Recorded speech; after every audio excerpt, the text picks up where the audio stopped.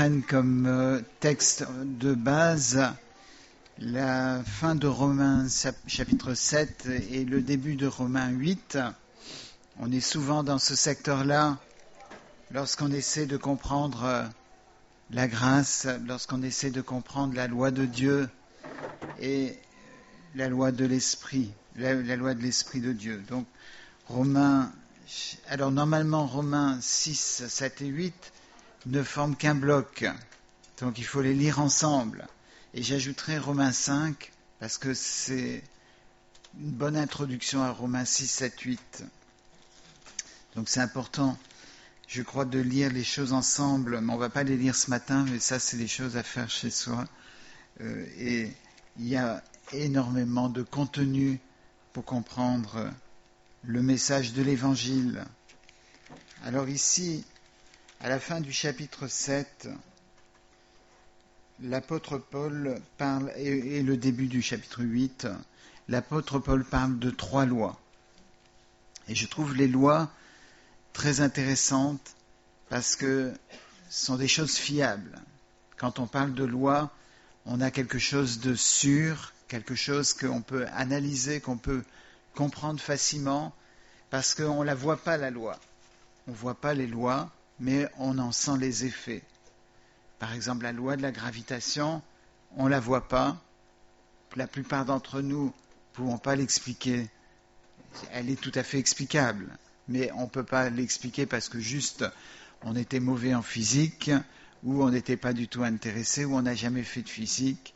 Eh bien, on ne peut pas l'expliquer, mais on sait ce que c'est.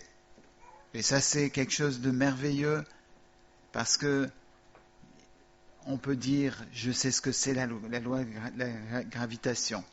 Si je trébuche, je tombe par terre, je ne vais pas tomber vers le plafond, ou monter vers le plafond plutôt. Je vais tomber par terre. Si je lâche un objet, il va tomber et se casser. On comprend les lois facilement, et je trouve que c'est intéressant, parce que ça, c'est quelque chose de fiable, quelque chose que l'on connaît, quelque chose que l'on vit. Donc, évidemment, vous voyez où je viens, c'est de savoir quelles sont les lois qui s'exercent sur nous, quelles sont les lois dont les manifestations sont visibles au travers de nous. Et on trouve ici qu'il y a 3 lois qui nous gèrent. Et c'est les questions de la loi du péché. Vous la connaissez bien, cette loi? D'accord? C'est-à-dire, on en voit les effets sur notre vie. On ne peut pas tout expliquer quelquefois. Les gens qui ne connaissent pas le texte de la Bible ne peuvent pas l'expliquer, mais ils savent que cette loi, elle est réelle. Cette loi doit être comprise, doit être connue, doit être reconnue. Vous savez que ceux qui prêchent dans les prisons, ils ont souvent un public silencieux, extrêmement silencieux, parce qu'ils savent très bien qu'ils sont pécheurs. Ils comprennent cette loi. Ils entendent pour la première fois peut-être l'Évangile. Peut-être ils n'ont rien compris du texte de la Bible, ou ils l'ont jamais entendu, ou c'est un très vieux souvenir, mais ils savent ce que c'est, le péché, parce qu'ils savent ce que c'est, cette loi qui s'exerce sur eux. Et c'est cette première loi dont il est question. Par exemple, à la fin du chapitre 7, ça se termine en disant « Je suis esclave de la loi du péché ».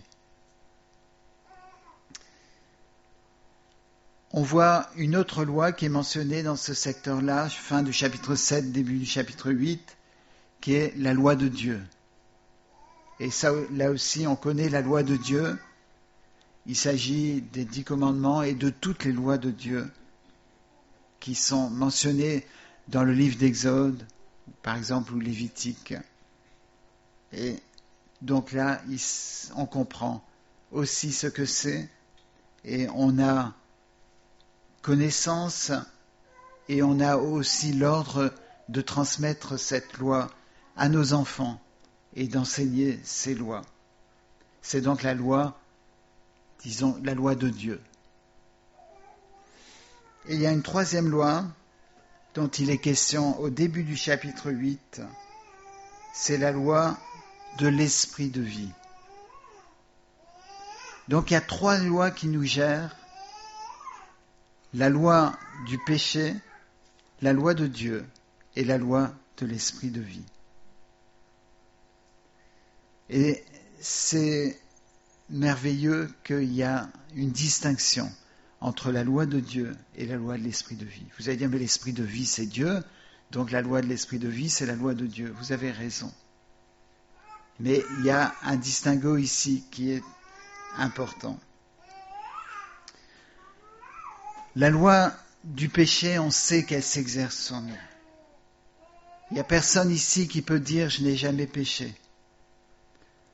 Et le dilemme ou le conflit qui est mentionné là dans ce passage de Romains, c'est précisément ce que tous les hommes et les femmes expérimentent, c'est que le péché est une puissance qui agit sur nos vies. Le péché, ça veut dire manquer la cible. Ça veut dire que je suis en train de manquer la cible systématiquement. Quand je dis je parle en tant qu'être humain. L'être humain rate la cible. Il essaye de viser quelque chose de juste. Il essaye de viser quelque chose de droit. Il essaye d'atteindre un but honorable, mais il rate. Et il y a beaucoup de gens qui pensent qu'ils vont pouvoir réussir. Il y a beaucoup de gens qui pensent qu'ils vont pouvoir mener une vie correcte. Mais s'ils sont honnêtes, ils doivent reconnaître que la puissance qui dirige leur comportement, c'est la puissance du péché, c'est-à-dire la puissance de l'échec, le fait de ne pas atteindre la cible. On sait pourquoi le péché est venu dans le monde. On sait que cette puissance, elle est venue dès lors que Adam et Ève ont refusé d'écouter la voix de Dieu et ils ont écouté la voix du diable à la place. Et on est donc esclave de cette loi. C'est une réalité qu'il faut connaître et reconnaître. Si on vient dans le milieu, si on se déclare chrétien par transition progressive, c'est-à-dire on rentre dans une église et puis progressivement on commence à adhérer aux idées de l'église, on commence à penser comme les gens qui vont dans l'église et finalement un jour on dit, ben voilà, je crois que je suis chrétien, je vais me déclarer chrétien. On fait une erreur très grave parce qu'on n'est pas arrivé à ce point où on a reconnu qu'on était pécheur. Le salut commence par la reconnaissance que cette loi agit sur nous et que nous ne pouvons pas la contrôler. Le salut commence par la repentance. Il ne peut pas y avoir de conversion au Seigneur sans tomber à genoux. Peut-être pas physiquement, littéralement, mais dans le cœur, en reconnaissant qu'on est pécheur. Vous allez peut-être dire, mais moi j'ai jamais fait vraiment de mal dans ma vie. J'ai, comme disent certains, pas fait de mal à une mouche. Bon, ceux qui disent ça sont souvent des gens qui ont quand même des mouches qui pourraient rendre témoignage qu'ils leur ont fait mal. Mais voilà, il y a des gens qui pensent qu'ils n'ont jamais fait de mal parce qu'ils ont été bien élevés, etc. Et c'est pour cela que pour ces gens-là, l'évangile est très difficile à connaître parce qu'ils ne savent pas toujours ce que c'est la puissance du péché. Ils en sont esclaves, mais la société a décoré, a mis du maquillage et ça donne l'impression qu'ils ne sont pas trop pécheurs, mais ils sont les pécheurs. Même s'ils ont eu une bonne éducation, même s'ils ont été des bonnes gens, eh bien ils ont besoin de reconnaître qu'ils sont pécheurs. Et cette loi du péché, quand elle est rentrée dans le monde, il a fallu une autre loi qui soit énoncée à cause de cette loi du péché. Au début, il n'y avait qu'une seule loi, une seule parole, la parole de Dieu et la loi de l'esprit de vie. Mais à cause de la loi du péché qui est venue dans le monde suite à la désobéissance, il a fallu la loi de Dieu.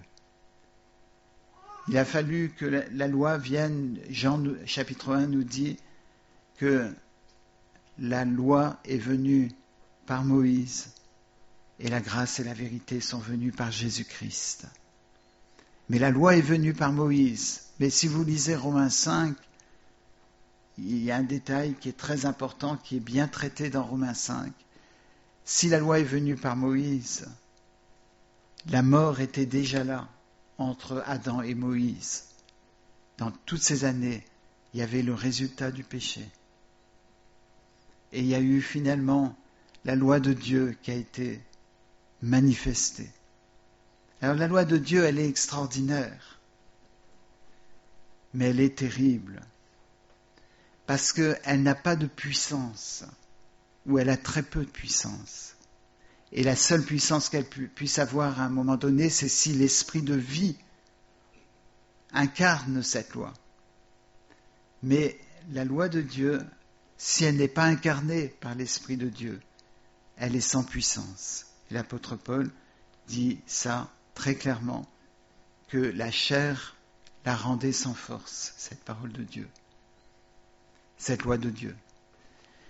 Et la loi, elle est là pour montrer, pour incarner ce qui est la volonté de Dieu. Mais en faisant ça, elle incarne ce qui n'est pas la volonté de Dieu. Parce que si je dis, voilà ce que vous devez faire, ou voilà ce que vous ne devez pas faire, quand je dis voilà ce que vous devez faire, je dis voilà ce qu'il ne faut pas faire. Et quand je dis voilà ce qu'il ne faut pas faire, je dis voilà ce qu'il faut faire. Et la loi de Dieu, elle nous montre, mais elle ne nous délivre pas. Elle n'a pas la puissance de nous délivrer. Elle nous montre ce qui ne va pas. Elle nous fait tourner les regards vers ce qui ne va pas. Et j'aimerais reprendre un récit que vous connaissez bien, lorsque dans le désert, encore une fois, le peuple avait désobéi, s'était détourné de Dieu, il a envoyé des serpents brûlants. Et les Israélites étaient mordus par ces serpents. Et Dieu a dit à Moïse, tu vas faire un serpent, tu vas représenter ce serpent. Et tu vas le mettre sur un poteau pour qu'on le voie. Et ceux qui auront les regards tournés vers ce serpent d'airain, eh bien, seront guéris. Très étrange.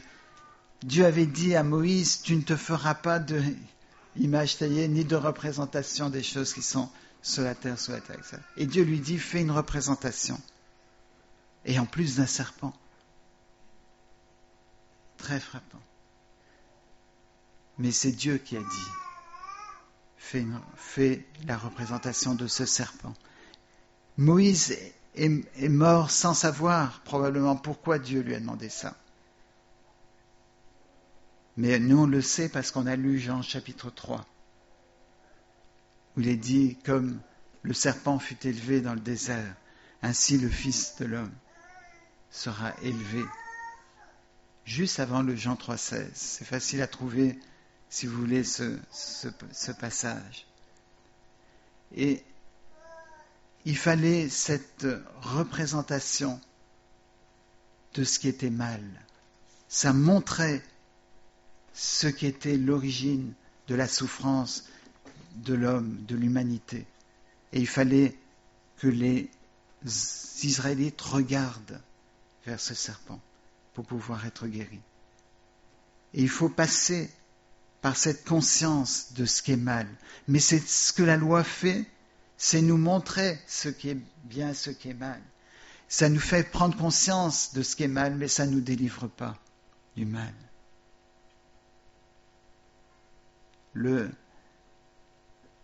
La conscience ne peut pas nous délivrer.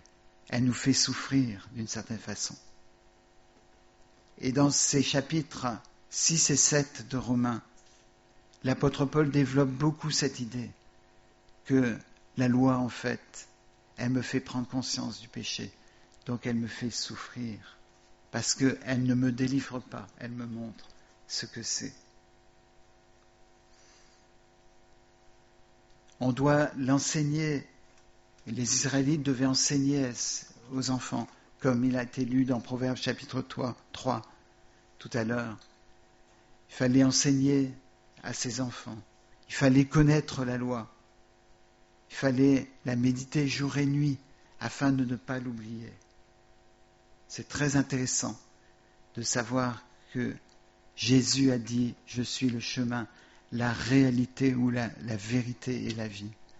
Et que la réalité, comme on le dit souvent en grec ici, ça veut dire l'absence d'oubli. Parce qu'il y a une différence entre la loi de Dieu et la loi de l'esprit de vie. C'est que la loi de Dieu, il faut toujours la garder devant ses yeux, il faut toujours la relire, il faut toujours s'y référer. Tandis que la loi de l'esprit de vie, quand on l'a rencontrée, on ne l'oublie pas. Les hommes et les femmes qui ont rencontré la loi de l'esprit de vie ne peuvent pas l'oublier. Parce que cette loi, c'est la vérité, c'est l'absence d'oubli. On ne peut pas l'oublier. Mais quant à la loi, elle est rappelée aux hommes, elle est rappelée comme un décalage entre ce qu'ils font et ce qu'ils auraient dû faire. Elle est là pour rappeler que la cible, elle était là et vous avez tiré à côté. Elle est un écart, elle montre un écart entre ce qu'il faudrait faire, ce qu'il faudrait être et ce que vous êtes réellement. J'avais un ami à l'armée qui était, il est prêtre catholique maintenant, mais c'était le prototype de celui qui était à côté de la plaque. C'était un gars extrêmement sympathique. Mais il fallait aller à les séances de tir avec lui, c'était extraordinaire.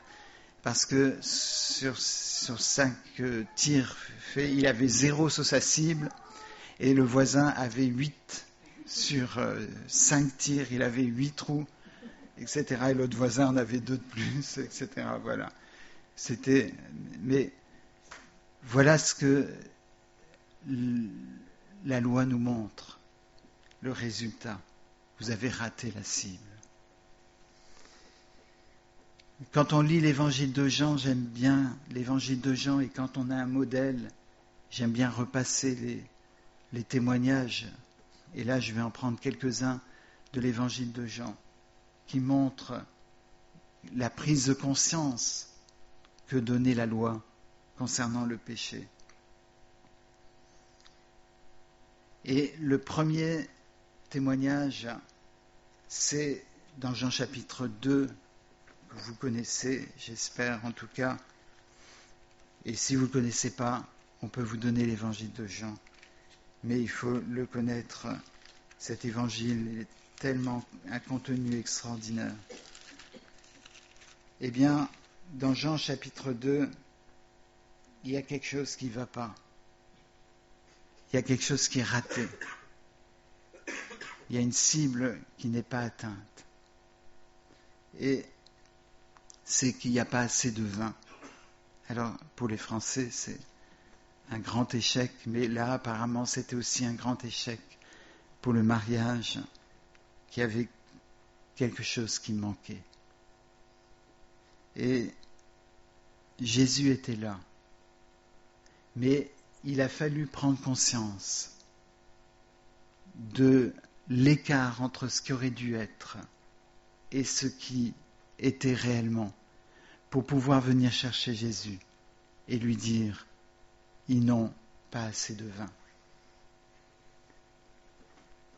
le fait de voir l'écart, le fait de voir qu'on avait raté la cible, c'était un échec.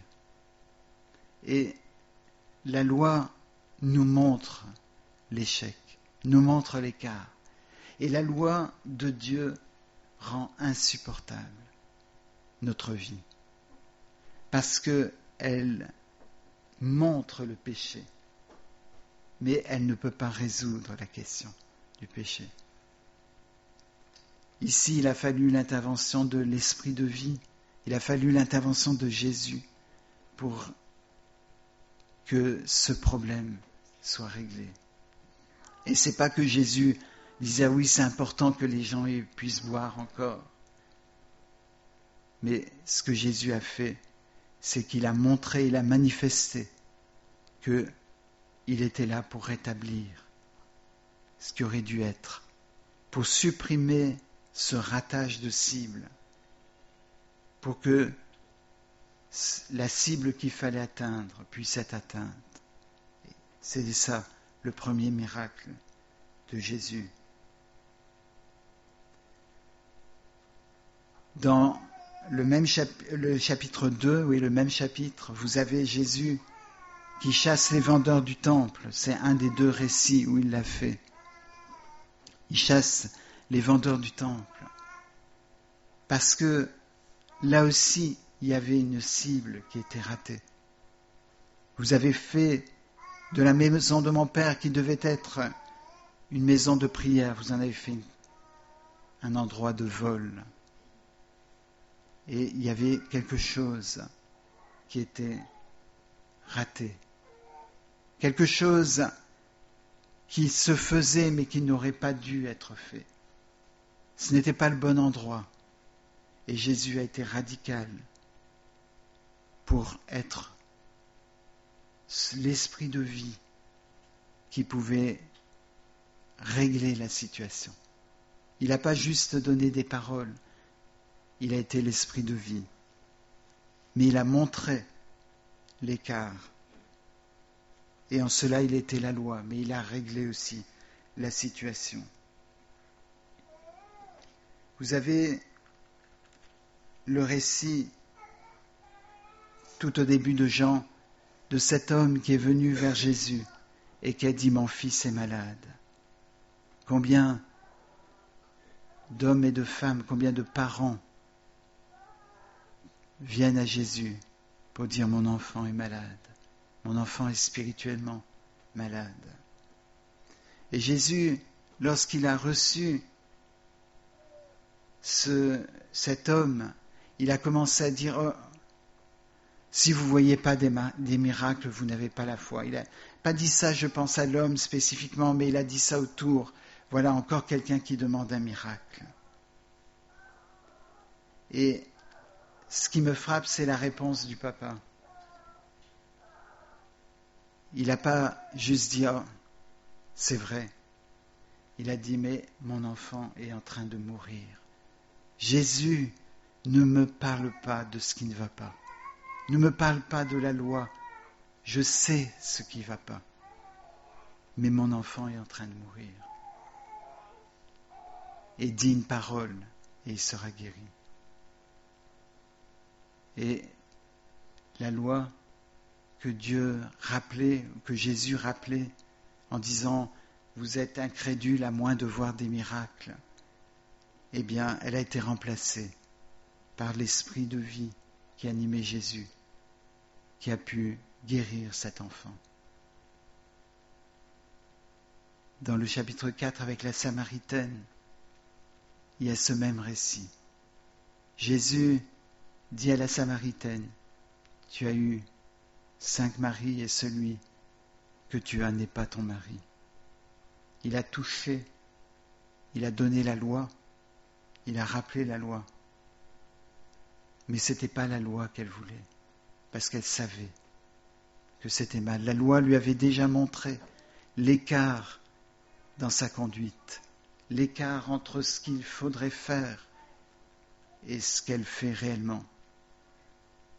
Mais Jésus lui a donné la possibilité de vivre l'esprit de vie Jésus lui a donné l'esprit de vie pour que ça ne soit plus la loi qui trouble sa conscience, mais la possibilité de vivre en accord avec la parole de Dieu, de vivre en accord avec cet esprit de vie.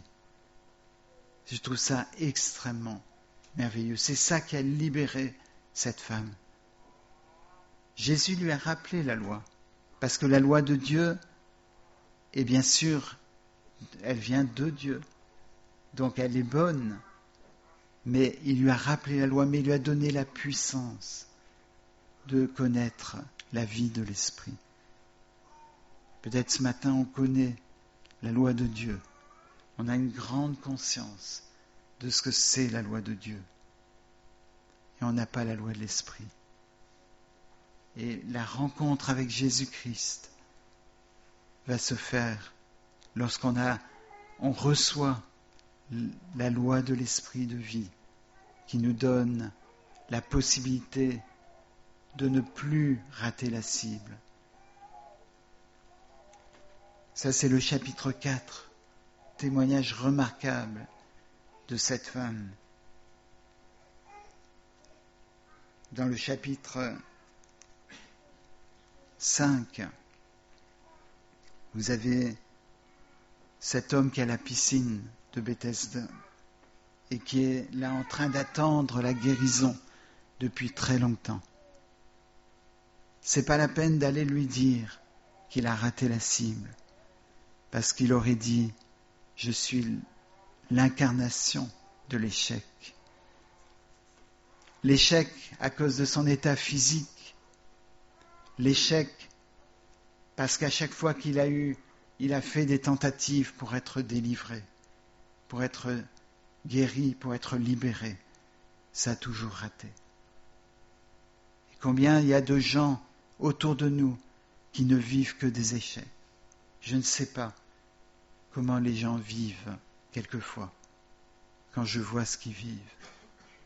Tout ce qu'ils font, c'est pour garder la tête hors de l'eau à peine, et encore, ils savent qu'un jour ils ne pourront plus. Et le Seigneur lui a dit, est-ce que tu veux être guéri? Ça paraissait bien. Le paralytique ne lui a pas répondu à sa question. Il a fait remarquer qu'à chaque fois qu'il essayait, ça ratait. Et il a fallu que l'esprit de vie lui dise, prends ton lit et marche, lève-toi. L'esprit de vie l'a saisi et de son état de paralytique, il a pu connaître la puissance de Dieu. Jésus n'a pas commencé à lui rappeler son échec. Il n'a pas commencé à dire, voilà, tu as allongé depuis combien d'années, ça doit être terrible, j'aimerais pas être à ta place. Il a donné la libération. Beaucoup d'entre nous, on a peur quand on a un décalage entre la cible qu'il fallait atteindre et ce qu'on a atteint. On a peur d'aller vers le Seigneur parce qu'on dit il va mettre en avant ce décalage. Mais sachez que le but de Jésus, si vous venez à lui, c'est de vous donner l'esprit de vie, de vous permettre de vivre conformément à sa volonté. Et il a donc bien sûr libéré ce paralytique.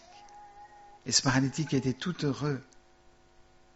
Il a dû faire face à la loi des pharisiens qui lui ont rappelé la loi de Dieu. Et oh, c'est le sabbat, tu n'as pas le droit de porter ton lit. Ils n'avaient rien compris. Parce qu'ils ne connaissaient pas l'esprit de vie. Ils étaient en train de montrer le décalage entre la loi de Dieu et la loi et ce que cet homme faisait.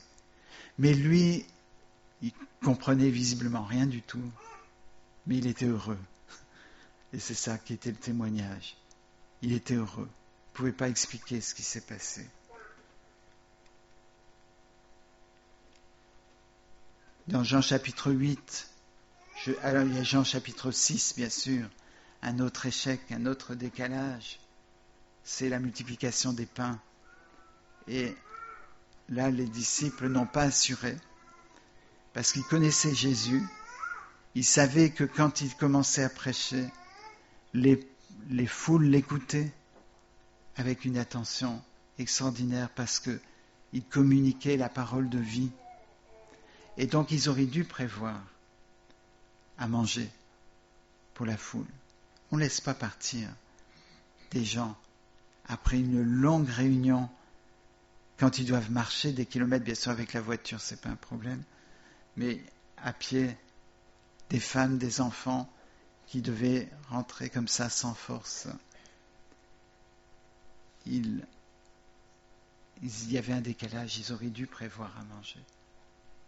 Mais ils n'auraient probablement pas pu le faire tant la foule était importante. Donc ils étaient là en train de paniquer, qu'est-ce qu'on va faire? Ça leur a dit, donnez-leur à manger vous-même.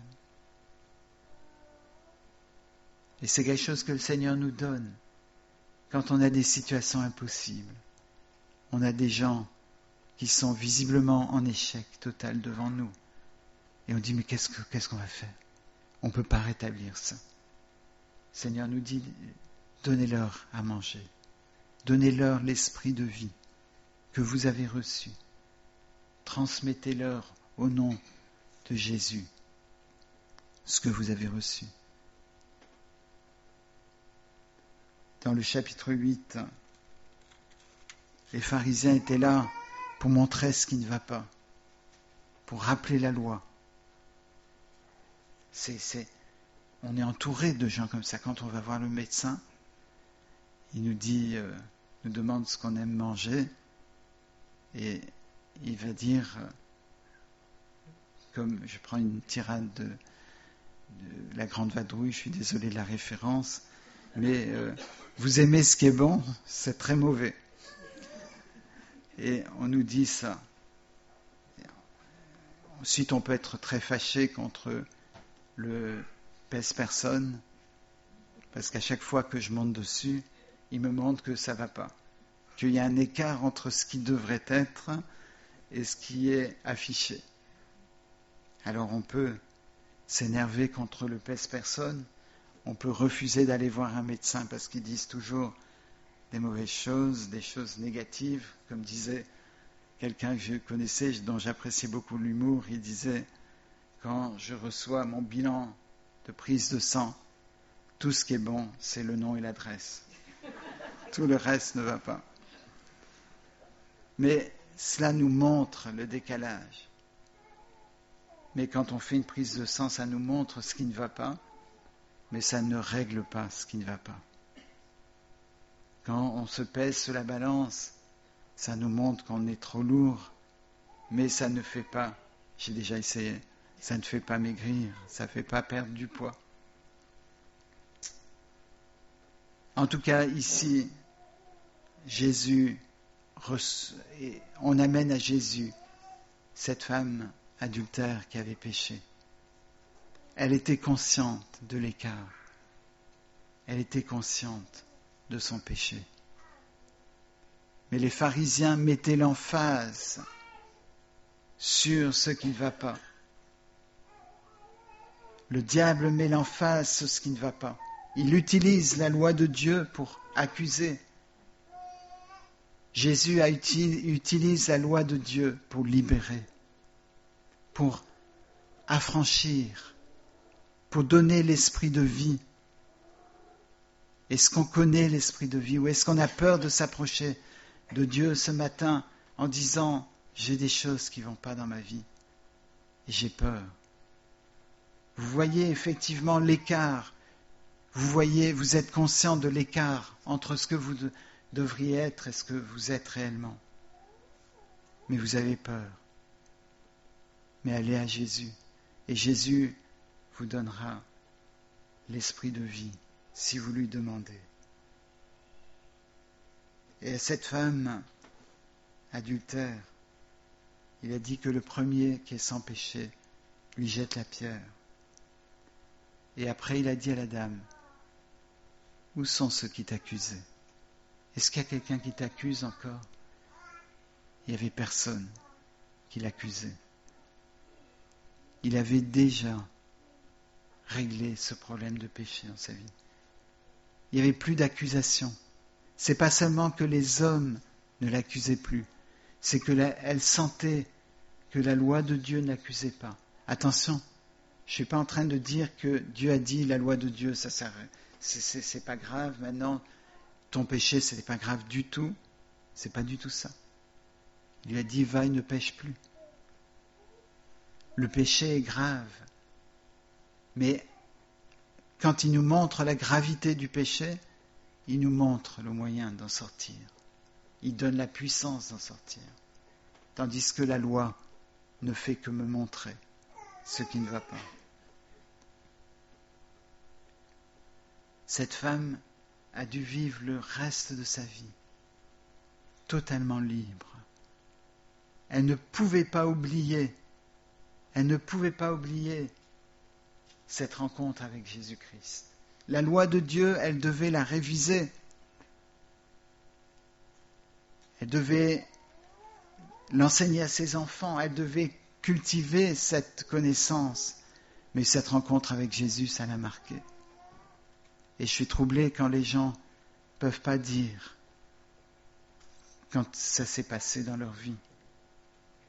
Je ne mets pas en doute, pour certains ça peut être très spécial, mais généralement on n'oublie pas. Une très chère sœur qui était atteinte de la maladie d'Alzheimer reconnaissait plus même ses enfants. Et un de ses enfants lui a dit « Mais tu n'as pas oublié Jésus ?» Et elle a dit « Comment oublierais-je mon Sauveur ?» On ne peut pas oublier. Même la maladie ne peut pas vous faire oublier. Elle peut vous faire oublier tous les commandements. Si on avait demandé à cette dame de réciter les 10 commandements, elle n'aurait pas pu. Mais elle savait qu'elle avait rencontré le Sauveur et ça, elle ne pouvait pas l'oublier. Parce que celui qu'elle a rencontré s'appelle l'absence d'oubli. Je suis la vérité, Jésus a dit. Si vous avez la vérité en vous, vous n'avez pas cet oubli. Vous connaissez chapitre 9 avec cet aveugle. Encore un échec.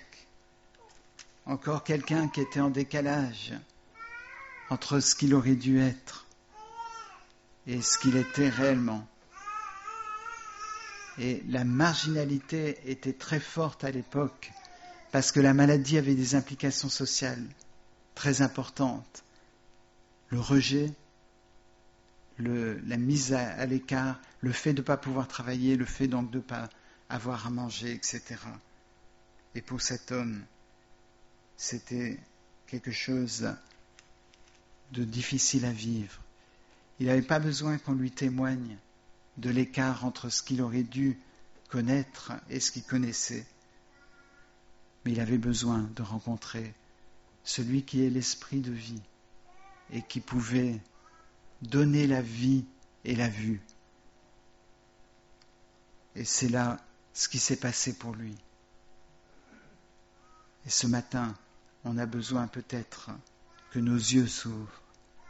On a besoin que le Seigneur fasse un miracle dans notre perception. La perception des choses, la perception des autres, la perception des circonstances de la vie, des gens qui sont toujours amers, des gens qui sont toujours critiques, les gens qui voient les défauts chez les autres. Si le Seigneur touche, intervient, il ne va pas te montrer qu'il y a un problème. Il va, si tu le laisses faire, te guérir de l'aveuglement. Et si tu commences à voir ce qui est bon chez les autres et ce qui est mauvais chez toi, c'est que Jésus t'a déjà guéri ton aveuglement. Mais les gens qui voient ce qui ne va pas chez les autres et qui ne voient pas le problème dans leur propre vie, eh bien, ceux-là ont besoin de venir à Jésus pour être guéris de l'aveuglement. Ceux qui voient tout en négatif, ceux qui voient les choses qu'ils vivent comme étant des tragédies, alors que c'est banal, alors qu'il y a sur la terre des millions d'autres personnes qui vivent des situations bien pires que la leur. Ils ont besoin que Jésus guérisse. Ils ont besoin de venir à Jésus.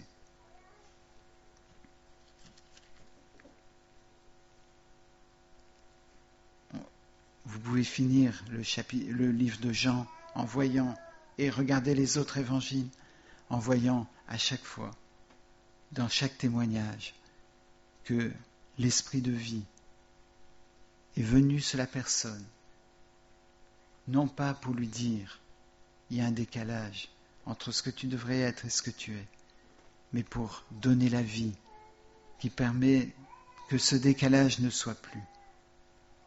Et on peut simplement remercier le Seigneur d'avoir connu cette vie de l'esprit qui nous permet de ne plus pécher, de ne plus être dans ce décalage entre ce que Dieu veut et ce que nous sommes.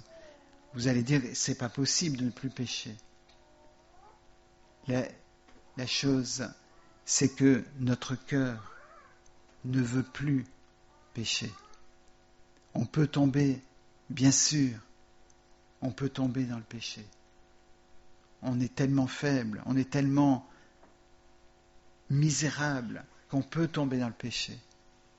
Mais il y a quelque chose qu'on n'oublie pas de la rencontre avec Christ, qui nous fait désirer de rester avec lui, désirer de sa présence, qui nous protège du mal. Et ça doit être le cas. Et si ça n'est pas le cas, parlez à un frère ou une sœur de l'Église de confiance et dites-lui, je voudrais aujourd'hui, je voudrais connaître l'esprit de vie, je voudrais connaître la vraie vie de l'esprit, pas connaître la loi, je la connais la loi, je sais que c'est mal. Si vous sentez condamné quelquefois, les condamnations ne sont pas justes. Les hommes ont jugé, ont dit quelque chose de très dur. Et les personnes se sentent condamnées à cause de ce qui a été dit dans une église. Des choses invraisemblables parfois. Où on a exigé aussi à des gens de faire quelque chose parce qu'ils ont péché. On leur a exigé de faire quelque chose qui était trop dur pour eux. Et ils ont constamment le sentiment qu'ils sont rejetés par Dieu parce qu'ils ont été rejetés par l'Église. Quelquefois, je me demande si Jésus resterait sur le parking parce qu'il ne voudrait pas être associé avec certaines choses qu'on peut dire qui condamnent les gens. Et il voudrait qu'on le rencontre dans un autre contexte. Mais je ne voudrais pas que ce soit le cas. On ne voudrait pas que ce soit le cas. On voudrait que Jésus puisse venir ici et qu'il voit que c'est sa parole qui est prononcée, que c'est sa puissance qui est prononcée. Donc si vous avez la culpabilité, sur la conscience quelque chose qui vous trouve, vous pouvez demander la prière et demander que le Seigneur vienne vous donner l'esprit de vie ce matin qui va vous permettre de toucher la cible. Et la cible, c'est Dieu lui-même. Amen. On va juste prier et faire un moment de silence. Seigneur, tu es merveilleux parce que non seulement tu énonces la vérité. Seigneur, la loi permet à ta volonté d'être incarnée. Mais Seigneur, en incarnant ta volonté, elle incarne une condamnation. Parce que Seigneur, nous ne sommes pas capables. de vivre selon ta volonté. Mais Seigneur, tu nous libères, Seigneur, de ça, en nous donnant l'Esprit Saint, l'Esprit de vie. Seigneur, je voudrais recevoir l'Esprit de vie ce matin davantage, être rempli de ton Esprit de vie pour pouvoir pratiquer ce qui te plaît, pour pouvoir faire les œuvres de Dieu. Et Seigneur, que dans cette Église, ce soit toujours le cas aussi. Amen.